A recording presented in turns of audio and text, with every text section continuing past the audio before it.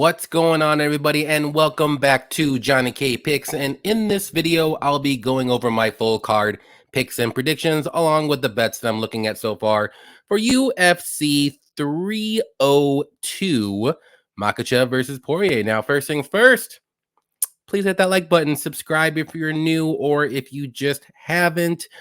Please turn on the notifications so you don't miss out when I put out my videos. I know I'm putting this one out a little early because I had a little extra time because of the holiday weekend, all that good stuff. And I'm going out of town for the weekend too. So I want to do it early for you guys. And then and also you can check out or get notified when we do our live shows on Wednesday nights, potentially Friday nights as well too.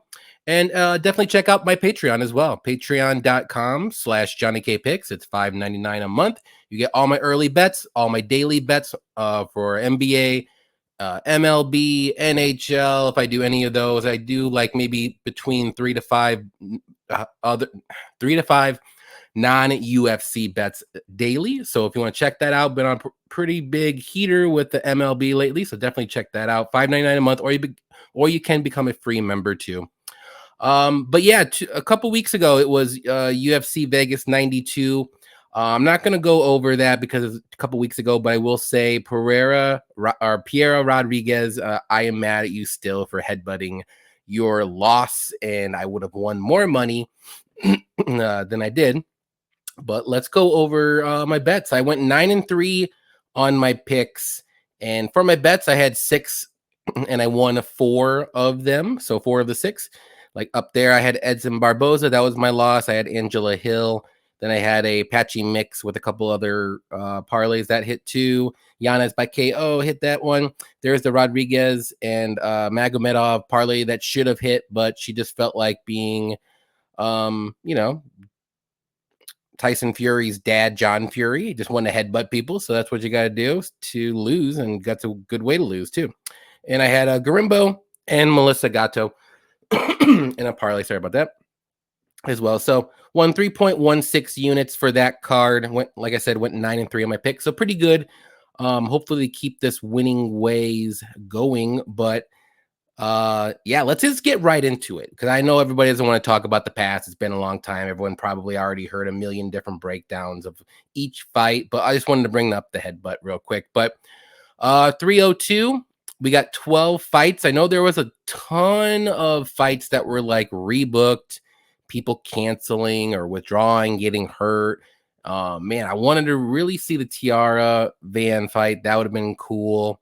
Roman and Anthony Hernandez would have been cool. Volkov versus Almeida would have been cool. Like, all of these fights would have been cool to be on this card. So we kind of got a little bit gypped there. But first fight, we have Andre Lima versus Mitch Raposo. Yeah, I think that's how you say it. So Lima, we've seen him recently. He was involved with the bite gate, if you want to say, but very good striker with power. He's got good combos, good takedown defense, good get up game if he gets taken down. He's not really a wrestler or grapple, but he is pretty defensively sound, if you want to say. He can fade a little bit as the fight goes on. In his last fight, his debut, we did see him sort of fade, but there was a crazy high pace in the first round from both guys. So I could see that. I could see why, but he doesn't death gas. He's still in there. He was still landing some good shots. And Mitch, we've seen him a couple times. We've seen him on Tough. We've seen him on a Dana White Contender Series against Jake Hadley, and he lost there. He also lost on Tough his first match, I believe, to who was it? Oh, I can't think of it. I know he was in the UFC for a bit, but then he's not anymore. Shalinian, yeah, he lost to him too. I think it was the very first fight. But I mean, he's pretty well-rounded, pretty decent striking, pretty good grappling, pretty good wrestler. He's got pretty good cardio too. He's a well-rounded guy. I just don't think he's like really good anywhere. So, but he can mix in, like I said, takedowns. He can keep it. He can hold his own on the striking. He's durable, and he's got good cardio. But he's a little bit on the smaller side. I know he's been bouncing around at bantamweight as well a little bit here and there, but I'm just gonna go with the better striker here. And we did see Lima get taken down here in his last fight against Igor, but I just think I think the striking is going to be night and day here. And then if Mitch does use some wrestling, which I do think he should, it might make things close. But with the judging and how it is lately, like it just damage over wrestling and control time for sure. And then they don't really look at it too crazy like they used to, and it's starting to see like, you know, you land like 3 or 4 good shots, even though you get controlled like 4.5 minutes of the round, you're still going to lose the round. So just going to go with the better striker. I think he can land some good shots too. Mitch's striking defense isn't all that great, but it's not terrible either. But I just think Lima is the way better kickboxer striker here. I'm going to say this fight does go to decision because I can see Mitch getting some control time, and I can see Lima just landing the better shots and winning a very close 29-28 decision. But this is a better, this is his third opportunity to get in the, I mean, he's in the UFC now, but let's see what happens with Mitch and see if he can get this one done. Next one's going to be Jocelyn Edwards versus Aylin Perez. Apparently these two had some beef a while ago, but we'll see who wins this one. Edwards, solid striker. She does have good kicks. She throws a lot of kicks. She likes to use that to stay at range. She's pretty durable, pretty good cardio. She can fade a little bit with her volume as the fight goes on. Her takedown defense isn't all that great, but in her last fight against Nora, she was showing off a little bit of her wrestling, and she does have pretty decent takedowns. I did think that was a very close fight, even though she lost by unanimous decision. I kind of thought she may have squeaked that one out, but very close fight either way. Perez, though, she's also well-rounded. I would say she's a better wrestler and grappler when she's on top. Good ground control, or good top control with good ground and pound. She's decent on the feet. You know, she's not the greatest, but she's not awful by any means. She's got pretty good cardio. We did see her third round cardio, though, was a little worrisome for me, especially if she does go like a wrestle heavy game plan in the first couple rounds. But she is durable. She stays in it. So yeah, this is another close fight. I think the lines are a little wide personally, but I'm still gonna go with Perez. I think she has that wrestling that she can use here, and I think she can keep Edwards down and win minutes that way. On the feet, I maybe would give Edwards a slight advantage due to her reach advantage. She's gonna have a 4-inch reach advantage, a little bit taller as well. So we'll see what happens with that battle on the feet. But I think on the mat, I'm going to give Perez the edge, and I think it's going to be on the mat eventually. So give me Perez to win a very close decision. Again, probably 29-28 or maybe even split. I don't see a finish from either woman. If there is a finish, I would probably lean the Perez side. You could also look at the Edwards plus 3.5. I think that might be a good bet. You might even get it at plus money because I do think she'll be able to win round 3 if it goes to round 3. I think Edwards will win round 3, and she could sneak in round 1 or round 2 as well. So still going to go with Perez, like I said, by decision. Next one is going to be Mickey Gall versus Basel Hafez. Mickey Gall, let's see, 2 years away. That's a big red flag here for me. I'm just going to throw that out there right away. 2 years away. Staying away from fighters that haven't fought in 2 years or more. But he is a solid grappler. Good. He's got good submissions. His striking is just okay. And then one of his last fight, against Mike Malott, he tried to strike with him, and he was doing good in the beginning, and then he got rocked and he got knocked out. But he does get hit a pretty decent amount. But like I said, he's solid. He's decent everywhere. I would say he's a better grappler than anything. But Hafez, very good. Grappling himself, good wrestling, good takedowns, good cardio. He is very durable, especially in the Jack Della fight we saw. Very, very durable. But his striking is just okay. He does have power in his hands if he lands, but he's going to try to wrestle you and take you down, stay on top, and work ground and pound, or get to a position where he can get a submission. But this is going to be a good fight. I'm going to give it to Hafez here. I think he gets this one done. Not sure how, if it's going to be a finish or a decision, but I just don't see Mickey Gall getting a finish on Hafez. He might win a decision, but I can see Hafez maybe getting a knockout, maybe ground and pound on the feet. Maybe he'll land like an overhand right or something like that. But I see a lot of wrestling and grappling in this fight. I just think Hafez will be the one getting the takedowns, staying on top, winning the minutes that way. So Give me Hafez by decision again. Like I said, wouldn't shock me one bit if he gets a finish maybe later in the fight. The 2 years off from Mickey Gall, huge red flag for me. So I'm staying away from fighters like that. Do I think the line's a little wide? Yes. But again, 2 years away. So we'll see what happens with the line, but we'll see what happens with that. Don't like it. I'll say that. Next one's going to be Nico Price versus Alex Morono. So we all know these two fighters are both fun fighters. Price is a solid striker. He's kind of unorthodox striking, good power in his hands. High volume, pushes a pace, very durable, except in his last fight, he got knocked out by Robbie Lawler. The way he did was pretty, I don't want to say laughable and sound mean, but it was pretty laughable. But he's normally tough, like I said, normally durable, fun fighter. Kind of does have some bad fight IQ moments from time to time, but he wants to put on a show. Alex Morono, we've seen him just recently, about a month ago, against Court McGee. That was a very tough, close fight for him, but well-rounded guys, got solid striking, good volume. Can be a little loopy with his striking sometimes, but when he does land, got decent power. Like I said, he's got good grappling if the fight does get to the mat, good cardio and good volume, like I said, and he's also pretty durable too. So I'm just going to go with the guy that I trust a little bit more, and that's Morono. I do think this, again, I think this could be a very close fight, but I do trust Morono more.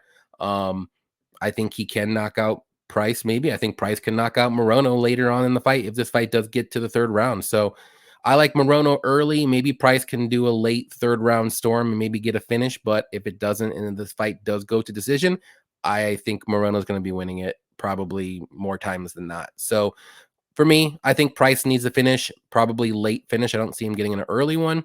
And I think Morono can get a finish or decision. So give me Morono to win. Again, I'm going to say by decision. I know it's kind of boring right now, but a lot of these fights are close. A lot of these guys, you know, they're durable and they're veterans, and we'll see what happens with this one too. Morono by decision. So I'm going with. Next one's gonna be Phil Rowe versus Jake Matthews. Very interesting fight here.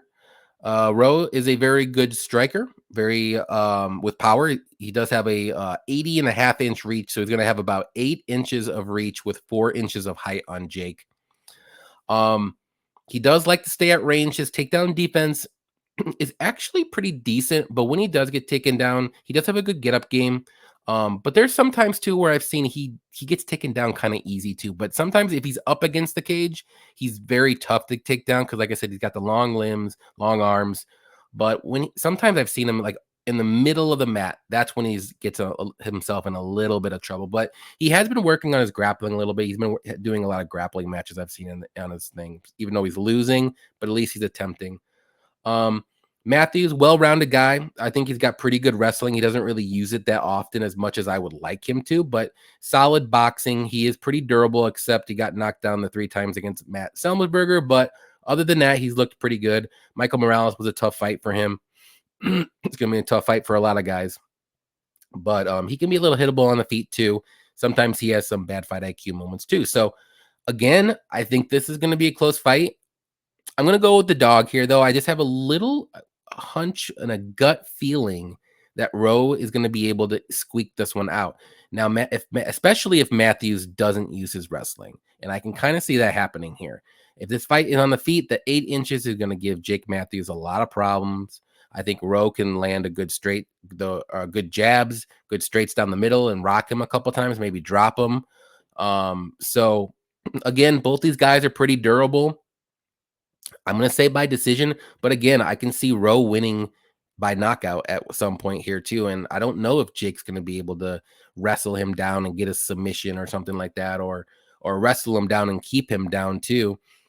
Or even use wrestling at all, like I said earlier. So I just have both guys aren't the greatest guys to trust with a bet, but if you're going to give me plus money in a very close fight, I'm going to go with Rowe. I think he is the better striker, the more dangerous striker, and the length is also another key factor with my pick here. So again, I think this is a very close fight. Gonna go Phil Rowe to win by decision, but it wouldn't be shocked if it's a knockout at any point because he's gotten multiple like first, second, and third round knockouts before when he's losing all most of the fight, and then he comes out with and gets a late knockout. Battle of the Grapplers, Grant Dawson versus Joe Solecki. So Dawson, like I said, very good grappler, very good submissions. He does very well when he takes the back. His striking is pretty good. He does throw decent combos. He doesn't throw just one punch, and he has a good jab.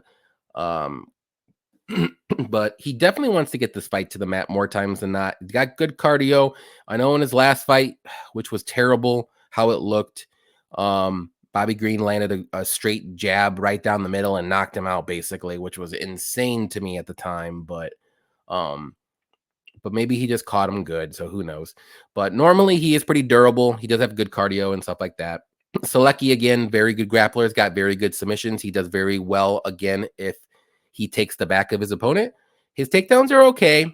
His striking is pretty decent. I would say he has the more power of the two guys, but I think the more volume and the technique of striking is on the Grant side.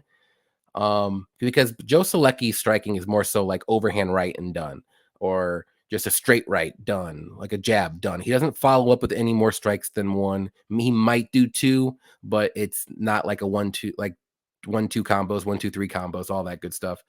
And he can be a little low volume on the feet, and he definitely wants to get this fight to the mat. He's a grappler.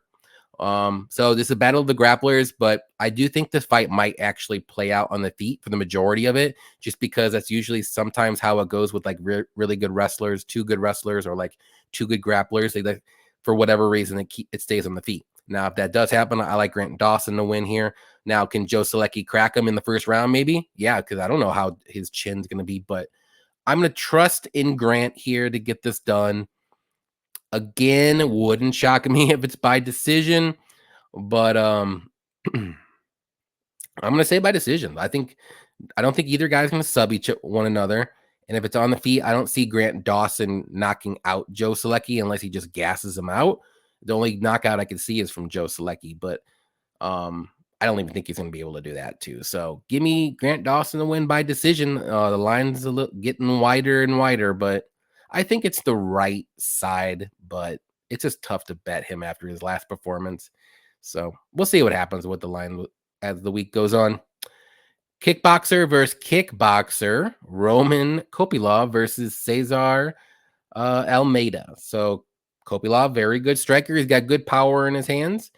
He does have very good takedown defense, which he probably doesn't have to worry about using.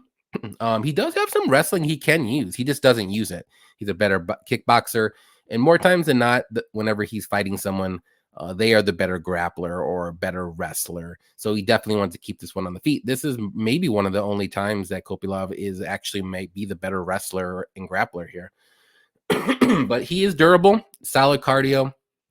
I know he was just a little bit outmatched in the fluffy fight, and I don't blame him one bit because Anthony Hernandez is a demon on the mat. So, but Almeida, again, very good kickboxer. He does have good volume, good leg kicks, and good power in his hands as well. Takedown defense is just okay.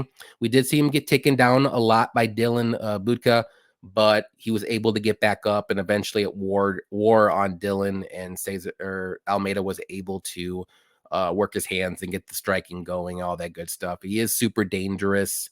A little older, he's 36, but still new in MMA. So, I mean, this is a close fight, but I'm just gonna go with the guy that I've seen more in the UFC, in MMA, and I think he's seen a little bit more. He's seen kickboxers. He's fought against good kickboxers too. So give me Kopylov to win. I'm not saying he's the better striker. I just think he's the better UFC fighter, if you want to say. He's fought the better competition. I think he can mix in some wrestling, keep Almeida on his toes with that, maybe keep him always guessing. And then we've seen Kopylov as the fight goes on, he gets stronger, like in the second and third rounds. That's when he gets a lot of his finishes. Almeida, like I said, he's very durable. He's always going to be there in the fight, but I think this fight's going to be very close. I'm going to say Kopylov. Man, Again, I wouldn't be shocked if this goes to decision, but I'm going to say Kopylov by knockout just to switch it up. I know you guys are probably bored with me saying by decision, but this could be a very close, good kickboxing fight. Maybe Roman mixes in some takedowns here and there, like I said, but I'm just going to ever so slightly lean on the Kopylov side in this one. I'm not very confident with this one, but like I said, that's why I'm going with him, because I do think he can mix in the wrestling if he wants to. Not to say that he will, but see what happens. Main card, we got Randy Brown versus Zaleski. This is going to be a very good fight too. Randy Brown, where am I?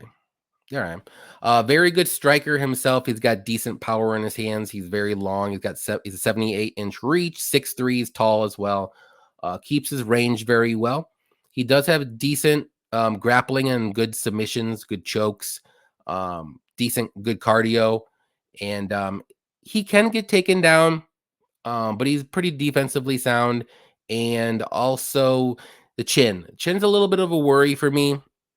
We've seen him get cracked a couple times, and he was able to recover, or, with Jack, that was a club and sub loss. He probably would have gotten knocked out. And then I know he got cracked in a couple of these other fights too, earlier on, but not recently. But Zaleski is a solid striker. He's got good power in his hands. He does have good grappling, but he's probably going to want to, he probably keeps it on the feet more so than not. Good cardio, good volume as well with that. His last fight against Renat was a very close fight. He was getting taken down early and often, but he was able to stuff the takedowns as the fight went on, and was able to come back and get a draw with it. So very good fight. 37 years old, Brazilian. I'm going to go with the 37-year-old Brazilian here. And I think this fight's going to play out in the feet. And I think Zaleski's a more dangerous guy on the feet. Now, can Randy Brown neutralize his power? I think so, with that range, if he stays at range. But I think it only takes one shot to maybe wobble Randy Brown, knock him out, stun him, anything like that. And Zaleski has that power. And I was pretty impressed with him against Renat, actually, I'll be honest. And I still think he has it in him. He may be on the secret juice. You never know. Post USADA days. Like I said, normally I don't pick these later or older fighters, but 37 is just okay with me. And not to say Randy Brown's like 28, 29. He's getting, up there as well. So I'm going to go with the dog here. I think this is going to be another close fight, but I'm going to pick the plus money dog on this one. I think I'm going to say by knockout. I think he gets a knockout. I'll say in the second round. Very close fight. Jailton Almeida versus Alexander Romanov. So we got the battle of the grapplers. And Almeida, as we all know, amazing grappler for the heavyweight division. Got very good submissions, good takedowns, very strong. His striking is just okay. I think he's working on it. So we haven't really seen too much. He didn't want to strike with Curtis Blades, which I don't blame him. But he did get knocked out because he was trying too hard for a takedown, which was weird. But he does likes to use that like front kick to set up the takedown right after that. Romanov, very good wrestler. He's very strong. He's got good takedowns. He likes to slam people as much as he could. Good ground and pound if he's on top. His striking is just okay too. He does kind of throw like one punch at a time. He does have decent power if he lands. His cardio kind of is suspect after round one, especially after a round and a half.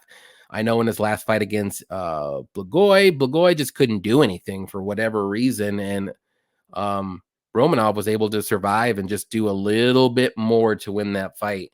It was kind of a sloppy heavyweight fight. It wasn't really like, I watched it back and it was not a good fight for either guy. But I'm going to go with Almeida. I think he's the better grappler. I think he could be the better striker. And I think after a round, as this fight gets out of the first round, I think Romanov's gas tank is going to fail him a little bit. And those takedowns are going to come easier for Jailton. And eventually, I think Romanov will get submitted. I think probably by a rear naked choke or some kind of choke when Almeida's either on his back or when he's on top of him. So give me Almeida to win by submission. I'll say second or third round. I think that's a pretty solid play if you want to look at the props for that. Minus 300. Do I love it? I don't love it, but I think I think it's the right side. He probably wins more times than not. I'm just not really impressed all that much with Romanov. I think this might be actually a big step up in competition. I know every time he's tried to do a small step up from the bottom of the barrel heavyweights, he's losing.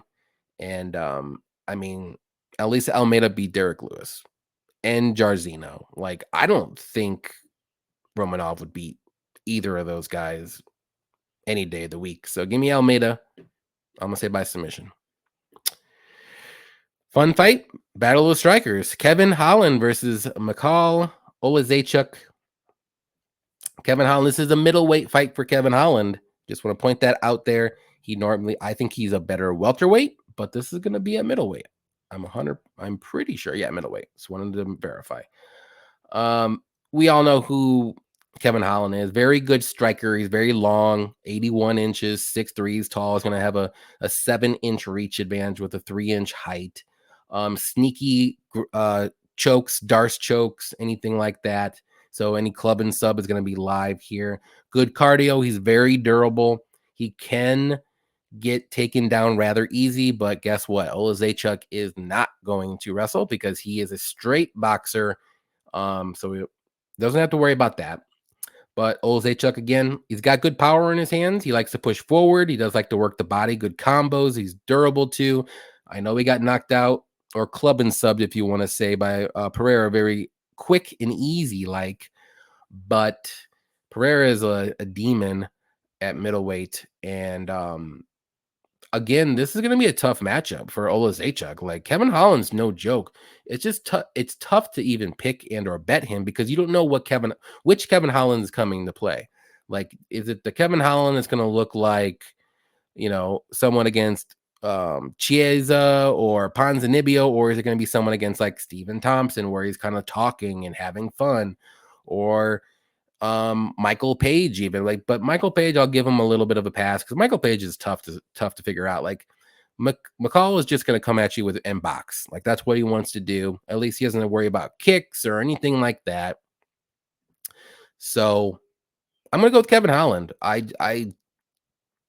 Another reason why I don't really like Oleksiejczuk in this spot too is I know in his last fight where he lost, which is only 2 months ago, mind you, he wasn't really training or something like that. Like, he was training with his friends or something, or buddies. He wasn't actually like training at a gym with a good coach or anything like that. So I don't know if that played in a part or anything like that, but I think this is a good bounce back spot for Kevin. Kevin needs a win here. He's lost 2 in a row. I'm sure his spirits are a little low. I think he could come into this one and look for the knockout here. So give me Kevin. I wouldn't be shocked if it's going to be a club and sub here.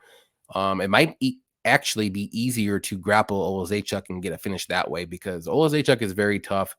And maybe if you work the body, because what Pereira did, Kevin does have good kicks up the middle too, like Pereira did. So give me Kevin Holland by finish. I think that might be a good solid play. I think the minus 250 is not bad. Maybe the over as well. If it's over 1.5, I believe it is, if I remember looking at that correctly. I think that's a good play too, but you never know. You never know with Holland. Who knows what happens? But give me Holland to win by a finish, whether it's club and sub or a knockout like later in the fight, like second or third round. Co-main Sean Strickland versus Paulo Costa. And we all know these two guys. Strickland, good striker. He throws a ton of volume. He stays in your face, comes forward, never really pushes back or is never on his back foot. He always comes forward. Durable, solid takedown defense. You won't have to worry too much about getting taken down here. He's not very dangerous, though. He can crack a little bit, but his best weapon is definitely his pressure and his pace and his cardio. Like, he's just going to press you and pressure you and pressure you.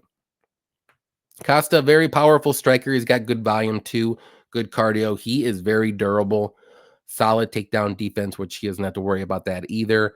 This is going to be a stand-up fight for however long it lasts, for 5 rounds. I do see this fight lasting pretty decently, at least, probably championship rounds. But I'm gonna go with Strickland. I just think as the fight goes on, I think Strickland will be stronger and Costa will start to fade a little bit. We've seen it in numerous fights.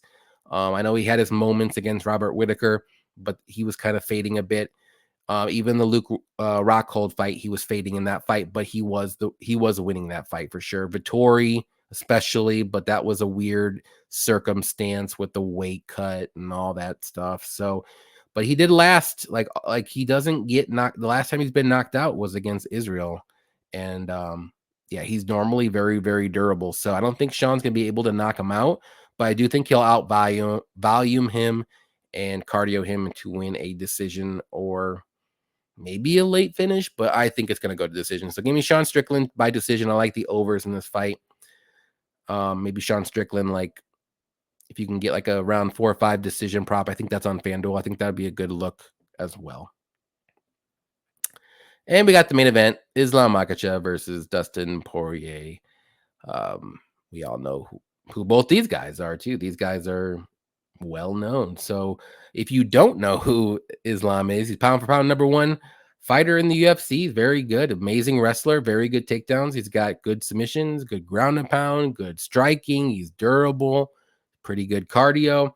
He can slow. The only little bugaboo with him that I would say if I had to critique him is as the fight goes on, maybe in the championship rounds and rounds 4 or 5, he does slow down a little bit, but the only fight that happened was the first fight against Volkanovski. Like Volkanovski was putting a good pace on him and doing very good in that fight, and he was slowing down a little bit. So other than that, though, like this guy's freaking good. And Dustin Poirier is a legend.